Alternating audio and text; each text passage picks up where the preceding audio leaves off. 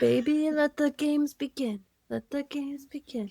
Let the games begin. Are you ready for it?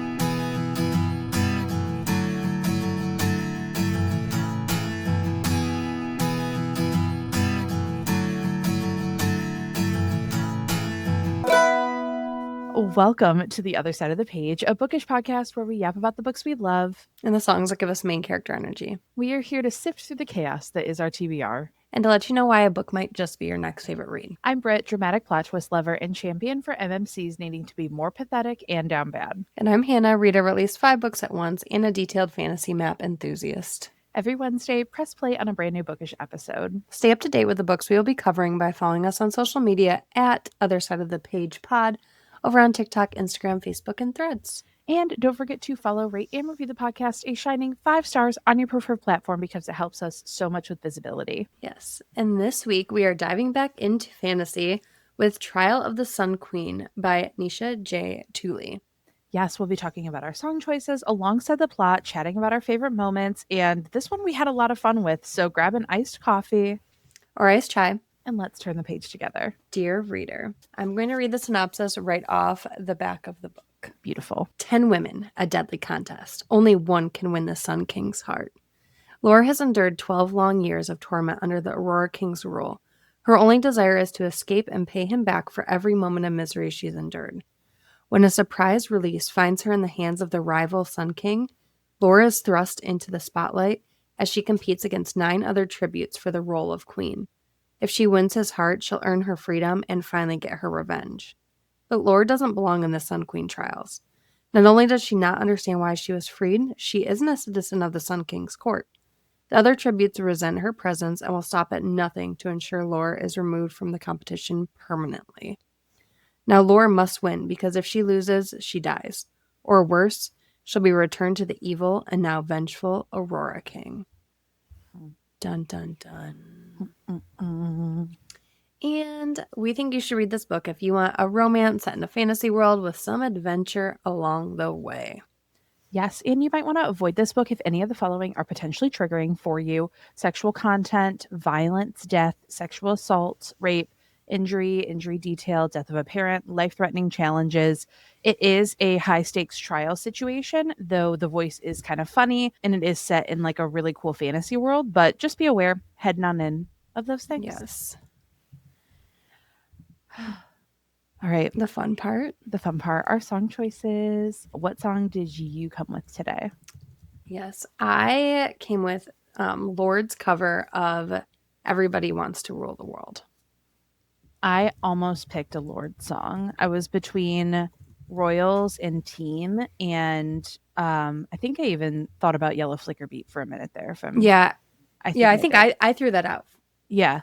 I was looking at some Lord songs. Yeah, you said Royals and Team, and then I got thinking, I was like, Yellow Flicker Beat. Then I was like, oh, wait, Everybody Wants to Rule the World, her cover of that. So. Yeah, it's a good one. I went a little off the beaten path for my song. It is an older song. This band isn't even together anymore, unfortunately. But I actually picked Barton Hollow by the Civil Wars for like one very specific line and just kind of the vibes. We'll go over it in a minute. It's an oddball choice. I'm not going to lie. But like, once I picked it, I was like, I'm with it, you know? Yep. Once the song calls to you, it's there. Song. It's there. And sometimes we go by vibes. Sometimes it's every lyric to the song. So it'll be fine. But now we are heading into our pages turned and bridges burned section. And we'll be discovering so much. We will be discussing the Trial of the Sun Queen cover to cover. Spoilers are ahead. And I will be spoiling something straight out of the gate. So if you have not read Trial of the Sun Queen, please pause, go pick it up. It is on Kindle Unlimited, and the audiobooks are all on Hoopla. Please go read it. This is a series that like we had no idea what to expect, but then became fully engrossed in and could not put down. Yeah. We will also be doing our absolute best to not blur the lines of any of the following books. Yes. I just have a little section at the end that we'll we can be talking kind of a little bit about it through it. But I read these all within basically less than 2 weeks. Literally, Hannah blew through these books. So some lines are going to be blurred, but I think the first book is very distinct, and I think I Yeah. can separate some of the things there. Perfect. But let's start with our theme lyrics. Theme lyrics. So my theme lyric is, "It's my own design. It's my own remorse. Help me to decide. Help me make the most of freedom and of pleasure." Mm-hmm. And so I picked the song. It's a cover of a Tears for Fears song, and I liked Lord's version because I feel like, well, one, it's Lord, but two, I think her version is more like vibey and darker and kind of speaks to our female main character's perspective more. Mm-hmm.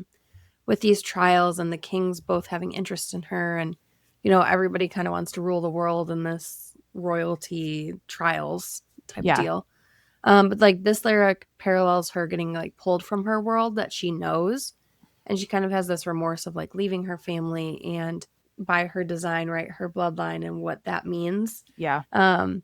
And just her feeling of trying to decide like how to make the most of like, okay, if I get free, help me make the most of my freedom, but also of like this pleasure that she's like finding these friendships and like, Atlas, the Sun King, is showing interest in her, and just kind of with that is getting her into that like headspace of everybody wants to rule the world, and what does that mean?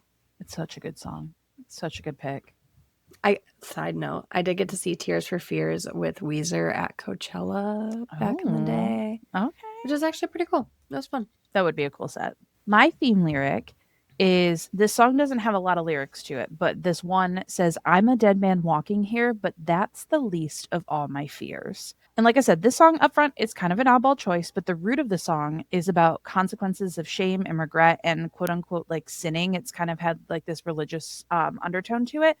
But there's something about it, that lyric, that "I'm a dead man walking here, but that's the least of all my fears," fully connected me to Laura's backstory, which we're going to talk about here in a minute because I kind of need to jump out of the gate with it straight away. But I felt it from the beginning, and there was this like weird disconnect where like, yes, she was afraid of what was happening in the trials, but there was an undertone of her being afraid of something else happening, of being discovered, of being found out, of like something sinister laying in it. And I ran with it. Yeah, I like it. I'm gonna have to listen to it because I know like a few Civil War songs, so I'll need to. Well, they sang on "Safe and Sound" with Taylor Swift for the Hunger Games, and so they their harmonies are just beautiful. But we're gonna kick things off here because we have not touched a fantasy on the podcast since we did The Night and the Moth, and we've done a lot of fantasy in the past. So like, how did it feel being back in a fantasy world? I missed it. Yeah, I missed it. I mean, but I feel like I've read certain fantasies like spread out, but I haven't really read like a whole series in a while. Yeah. So it was nice to jump back in. I wish the map was a little more detailed. It didn't feel super detailed, but that's okay. Just on me. But I liked it. I liked being back in fantasy. What about you? I had I've been wanting to read fantasy again, but I've been struggling to pick up fantasy. I've really been leaning into horror and romance recently. That's just like, even like a dystopian mystery series I just read, the Wayward Pines trilogy, which we're not covering, but by the way, phenomenal series by Blake Crouch. I highly recommend it. So I was like, oh God, like, is the world building gonna like, I was afraid that like I wouldn't be able to get immersed in the world. But what I love about this book in the series is that it is a very detailed world, but it is so digestible. It is so easy to understand. And I felt like I was put right back in. And is this like a super original concept? No. We've seen so many fantasy books with trials and stuff, but something about this has the single most addictive quality. I can't explain it. I was like, why does it feel like this is laced with a hard drug that I shouldn't be taking? Yeah. And I think too, because it's like classified as like fantasy romance. So it's like romance at the heart with like fantasy. Yeah. And I think that's what helped too. But I think the way that the world was built was like, it was slowly built. Like we were like learning as we go. And I think that helped instead of like world dumping and like info the dump beginning. Yeah. Yeah. So this book takes place in the world of Ouranos. And I know I read the first 3 books physically. Then the last book I couldn't get in time and I couldn't find my Kindle. And so I was like, all right, I'm doing the audiobook. So I did like half and half the last one because I finally found my Kindle. So some of these words, I like forget the pronunciation of it because when you're reading it, you pronounce it one way and everything. So Yeah. just feel free to correct me, Britt. To be fair, we'll see if I even remember how to say these words. Because, like, you know, you're listening, you're in it, you're in the vibes in the world. Yeah. Who knows? Who knows? But Right. we're going to talk about our FMC lore. And I have to talk about my quote, one of my first quotes, because I am a sucker for a killer opening line in a book. And this book starts with, "That bitch took my soap." Is it stole or is it took? Hold on. Yeah, that bitch took my soap. Okay, I just wanted to make sure. But yeah, that bitch took my soap. And like immediately I'm in. I'm sold. I'm in this. But she's talking Yeah, because about it's like, this. well, like, Oh yeah. okay, I'm reading this fantasy book and it's like talking about soap right away. I know. It's so good though I love because it. No. she got thrown into prison when she was 12, and her backstory is incredibly mysterious to us until, you know, the very end. When we make it to the end of the trial, she's talking to the mirror, like we're doing all this. I like unfortunately, I don't know if it's because like we just read so much or like I don't know what it is, but immediately I texted Hannah because she was 2.5 books ahead of me at this point, and I was like, "This bitch has royal lineage. She's definitely part of this. Like, I sense it. I can feel it, and like obviously the breadcrumbs are there. But if you're just like brain off high vibes, I think that you could have like be surprised by the end. Yeah. Yeah, if this is like one of your introductories to like fantasy too, Yes, definitely. totally. So yeah, so in prison, Laura gets in a fight over soap that she got by doing unspeakable things with some very bad people. Yep. And so she gets in this fight, like all hell breaks loose, and she's sent to this place called the Hollow, where like basically she's just like stranded alone in this like scary hole in the ground, basically. Yeah. The prison that she's in is in the Aurora. So there's like what 7, 8 different places. Is it 8? Let's many? look at our map. Let us look at our map. Right? 1, 2, 3, 4, 5, 6, 7. 7? Yes. 7 or 8. We're close enough. You know? 7. There's 7. Yeah. Perfect. So in the prison in this Aurora, overlooked by the Aurora King, and who like we can tell like Laura has some beef with. Like she does not like this Aurora King guy. But somebody takes her from this prison and this punishment, and then she wakes up in Aphelion. Aphelion, I think. Aphelion. Aphelion the Sun right. Court. Aphelion sounds right to me in my brain. So good enough. It's highlighted because I didn't know. Perfect. And she finds out she's the final tribute to compete in something called the Sun Queen Trials. You know, we're having a time. We're having a time. It's fine. And the legend is that the final tribute is from the Umbra, which is like the human portion, the slums essentially of Aphelion. And they have told her to pretend like she's from there, but is told that the Aurora King picked her specifically. And I was fucking frustrated with her when no one would tell her how and why she was there. She's like, "Tell me," and everyone's like, he, you're in a palace, be happy, he, you're gonna compete in deadly trials, he, and everyone's like, be thankful that we plucked you from your death's doorstep. But I was with her. I was like, someone tell her why she's here, please. Yes. And so as it goes, like we find out the Sun Trial Queen. That's just the new name. That is our new name moving forward. Started centuries ago when the Sun King couldn't decide who to bond with, so he made all his suitors go through these trials. Fucking men, dude. Right? Like, what was your opinion on this? Like, what was your thoughts on these trials? Okay, listen. I was just like, your indecision was that great that you're going to make women compete and die over you, right? Like, but again, that is such a man thing to do. Like, it's such a manly because thing that's to how happen. Like they would just like they would decide between them. Like, yes, women would not take that. But yeah.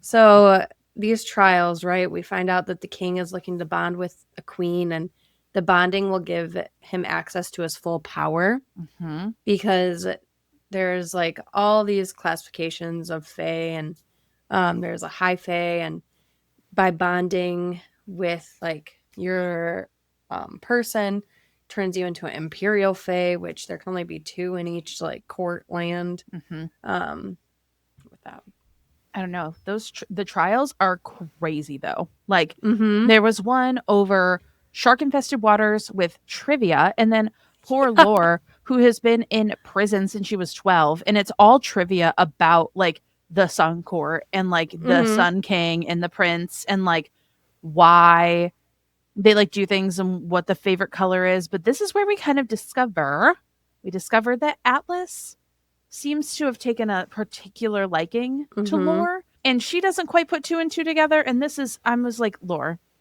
he's not giving other tributes like no in like his personal diaries, right? But real quick, so during the shark infested trial, yeah, one of my favorite quotes is, I might not know who because yes, Lore like gets asked like who the king is, like the 37th king or whatever. Yeah. And she's like, I might not know who the 37th king of Aphelion was, but at least I know how to throw a fucking punch.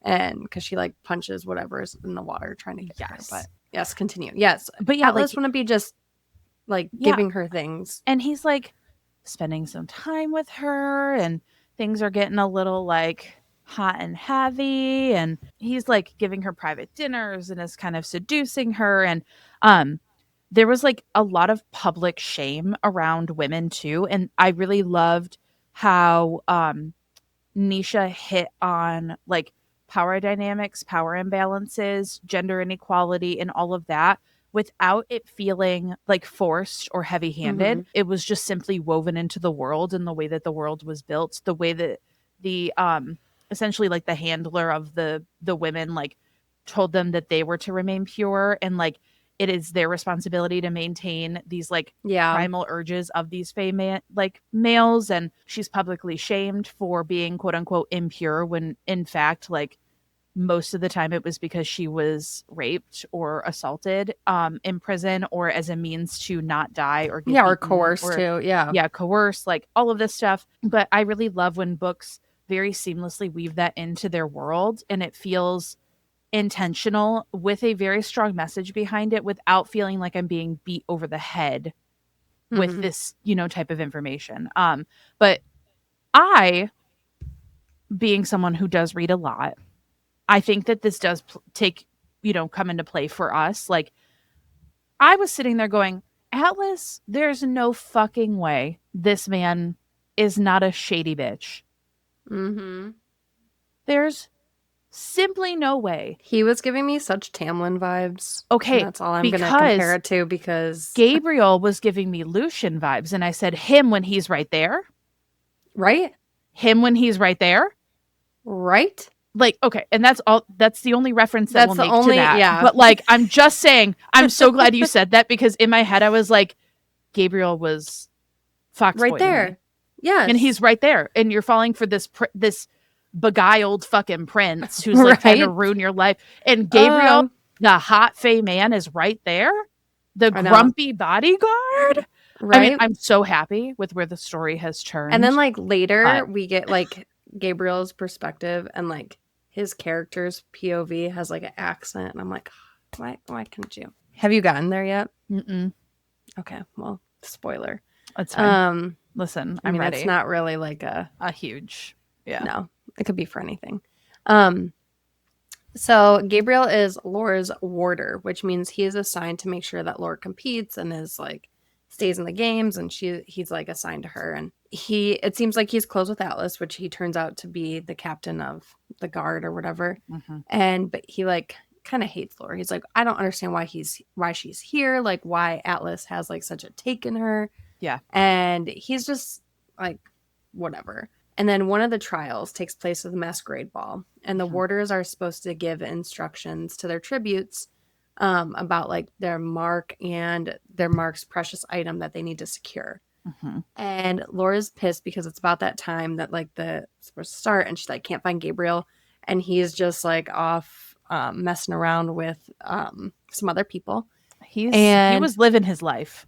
Okay. and so Gabriel gives Laura her instructions, and it turns out she needs to get something from the Aurora Prince. Dun, dun, dun. The land where she wants revenge on the king. And they dance, and there's like a spark, and it's like, interesting. Laura's like trying to get information from him about this ring that like Gabriel told her was the precious item. And he's like, oh, this stupid thing, like I got it off like a street vendor. And Laura's like, what? This not some precious family heirloom? Like, I think Gabriel lied to me. And like, and she makes a scene, and Atlas freaks out and bans the Aurora Prince from his court. And yeah, it was a wild journey, but there was something in my gut that was like, Gabriel didn't do that. Like, he didn't give her false information. He definitely did that with intention. And obviously I'm not super far in, but I've always had suspicions that Gabriel does not like Atlas as much as he had let on. But also, Lore and the Aurora Prince had, like you said, this like spark forming. And then I immediately texted Hannah and said, well, I know what's happening. I mean, if you listen to our last episode, it was she's thankful for something. Yes. And someone. I mean, he is, like you said, he has his own POV in book 1. So like he's an important person. For sure. But book 2. Yeah. Anyway, so the tributes are going through their shit, right? They are going the fuck through it. Some want to quit because they can't stand to be with Atlas. 2 of the tributes that kind of befriended Lore are secretly in love and then join the trials because their family expected it out of them, but they would like to go be lovers together. Also, like, I thought that the relationships were very interesting. Like the relationships of the tributes, especially because like we very much gloss over the ones that just die. Like they're just, oops, all gone. Sorry. Like no, even like, you know, in the Hunger Games, like the cannon with the picture. No cannon. Like, they just one got eaten by a shark, we think. But also during the trials, Lore had felt like a couple of weird things happen where like, I should have died. I should have fallen. I should have done this. But something always was stopping her. Which that gave me like a little bit of like Violet on the Gauntlet vibes. Just like a little bit, even though it's, you know, obviously different, but it gave me like that sort of energy. But then it's slipped. It is let out that, again, this is supposed to be the one and done trial. However, this is the second trial that Atlas is hosting. And the first one ended because all of the tributes died and no one knows why, and or will not say why. Yeah, it's wild. You do find out why later, but yeah, I was like, it's not supposed to happen. I know. I'm like, what is going on here? Like, that's when I was like, yeah, Atlas, I don't trust him at all. Like, don't trust him. And there was a one of my quotes actually real quick was, that night he'd let me think I was special, but I remind myself that I am nothing and it will always be that way. Lore really, really tried to ground herself when it came to Atlas, but it was very, very difficult for her to see beyond the charm, the special treatment, the seduction, the, you know, breaking all of the rules that you're not supposed to in their position. So the trials continue and we get to the final trial, and it's like they're in this cave and they're cold, and then Lore kind of figures it all out, and then it keeps going, and they're like getting chased by these monsters in like this maze, and And they're like loved ones projections, of like their Mm-hmm. family members are in there. So like her brother and sister that are not her brother and sister because she's protected them due to their lineage when they were in Mm-hmm. Nostraza. Because Tristan and Willow are still in Nostraza. She was just plucked out of there. And they very much believe her to be dead because she was in the hollow. Like it's a whole thing. Before the final trial, though, she does overhear a conversation between Gabriel and Atlas that says that by any means necessary, Lore is the one that is supposed to win. And by any means necessary, they are required to keep her alive and get her through the trial. And Gabriel's like, what the fuck? Yeah, he's like Atlas, like, but he won't say it because he doesn't really. And surprise, surprise, Lore beats the final trial and ends up winning. And so she gets to stand in front of the mirror, which, as the series goes on to, you find out more about like the artifacts. Yes. Because I think it is called the Artefacts of Ouranos series. Yeah. So the artifacts, there's like one for every court. And I think it's cool, like in the map, even like next to each of the courts, they have what the artifact is. Ooh. So like Celestria is like the diadem. I forget what Tor is. I don't know what it looks like. Just it do be looking like a rock. But like yeah. Yeah, Aphelion is the mirror. Is that like a scepter for the woodlands? Yeah, it's a staff. The Queendom of Hearts a crown. The Aurora is the torch, and then Alluvion, it's a coral, but I don't know why it's like a spear. Looks like a trident almost. Yeah. So I thought it was cool. But so in Aphelion, the artifact is the mirror. So I'm picturing like this giant like mirror, you know? Yes. So the winner of the trials stands in front of the mirror, and then the mirror confirms if she's the true queen. Yes.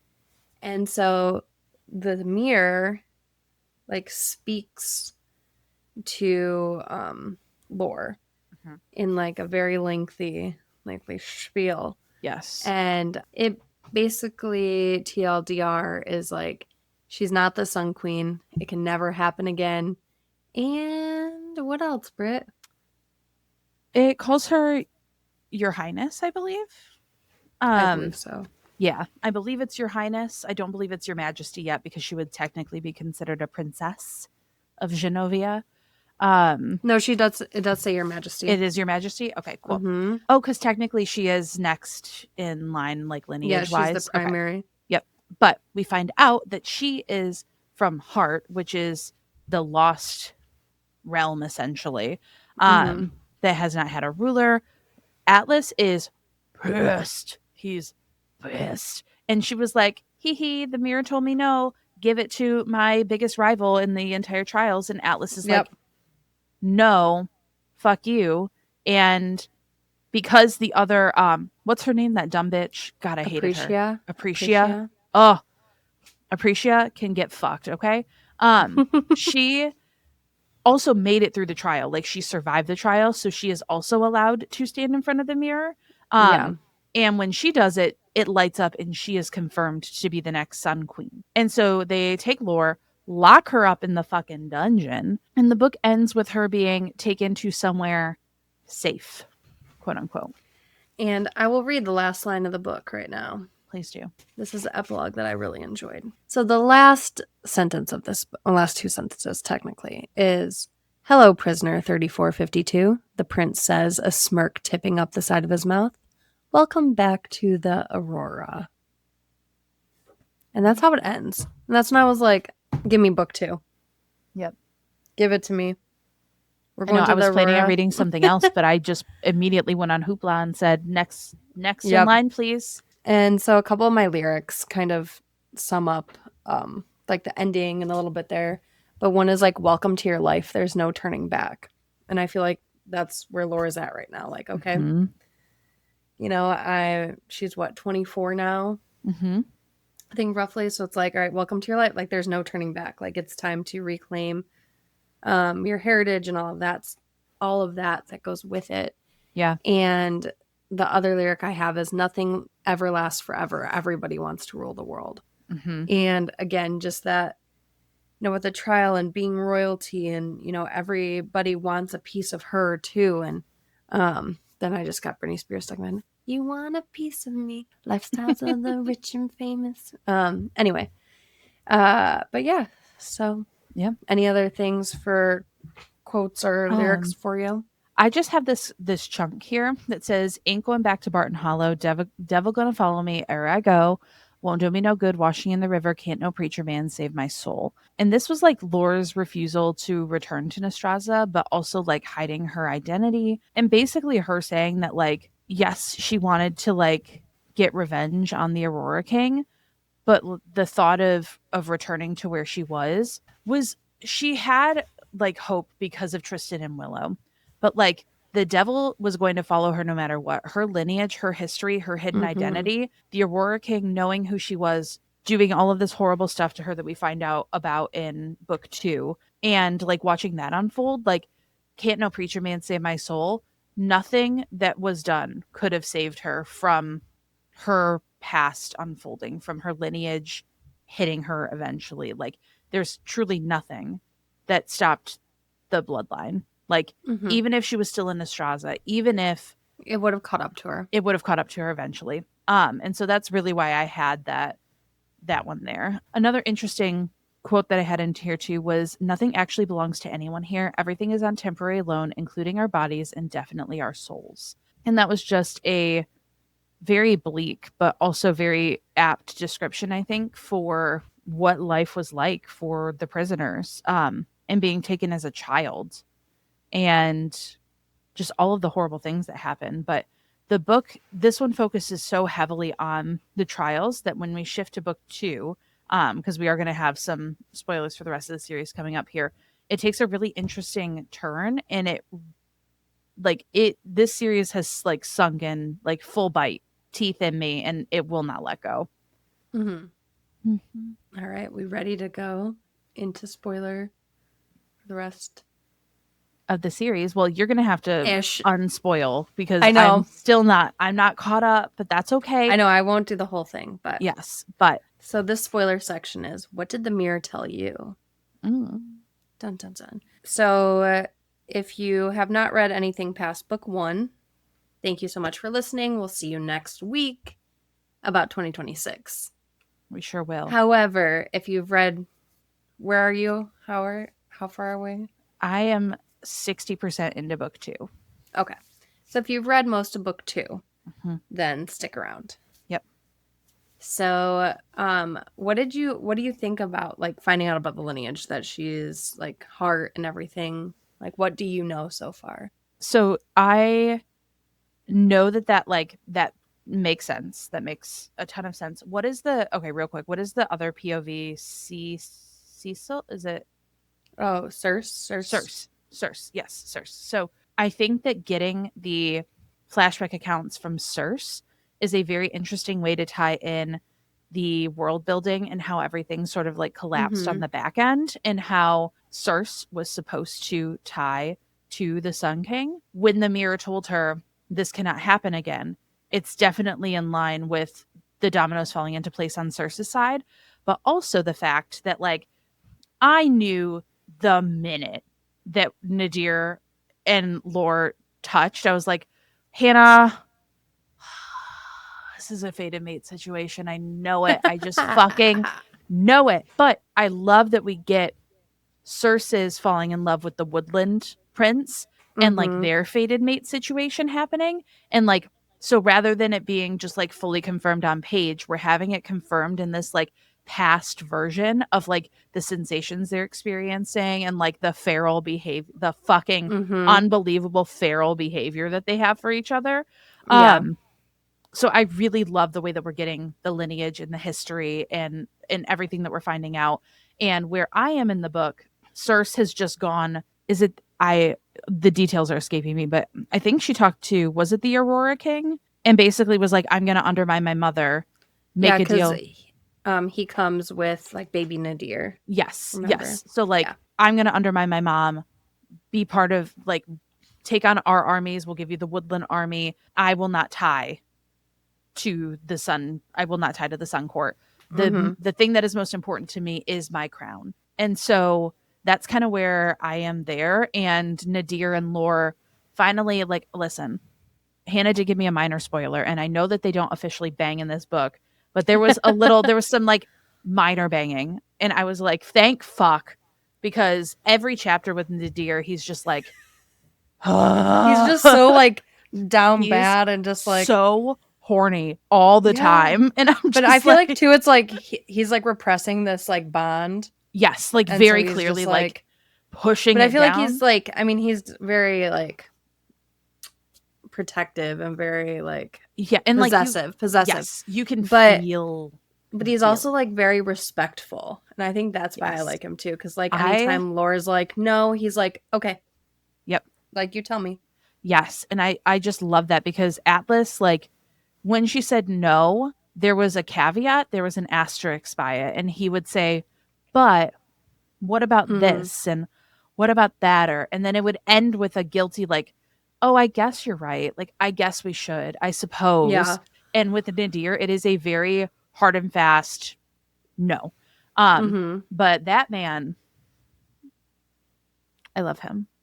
Yes. I love him.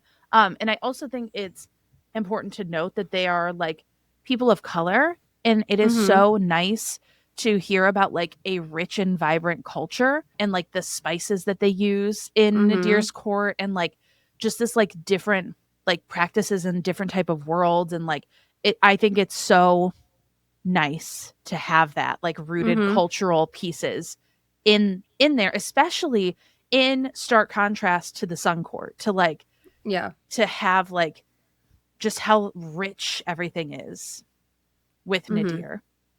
Yes, I agree. So when I wrote this, I was not finished with the series. Now I am finished with the series. So I do know how it ends. Yep. And I don't know. I don't know if I would have guessed how it would end, but where do you think it's going to unravel? I feel like there's going to be like they're going to find the crown at some point, right? The crown has to be found at some point. Has to. I mean, it's one of the artifacts. It's literally called the Artefacts of Ouranos. Like, she has to claim her power somehow. One of the siblings is probably going to die, is my guess. And also, I think that her and Nadir will be separated for a period of time, for some either treasonous reason or like some sort of like war or something. And they'll have to fight for each other. But I don't exactly know how it's going to end. And I think I'll probably have a better grasp on like timelines once I finish the second book, because I feel like we're still in this like waiting phase where we're like learning information, but we don't have like a full plan in motion. Like, we're searching for something, but we haven't found anything. And it is more, obviously, because it has romance at the heart of it, it's been more of the relationship stakes right now. And I'm excited to see like where the political stakes are going to meld with the two. Yeah. That's fair. All right. We'll touch base after. We'll talk. But yeah. Yeah. This was kind of like, real quick, this was kind of like a throwback episode. Yeah, I liked it.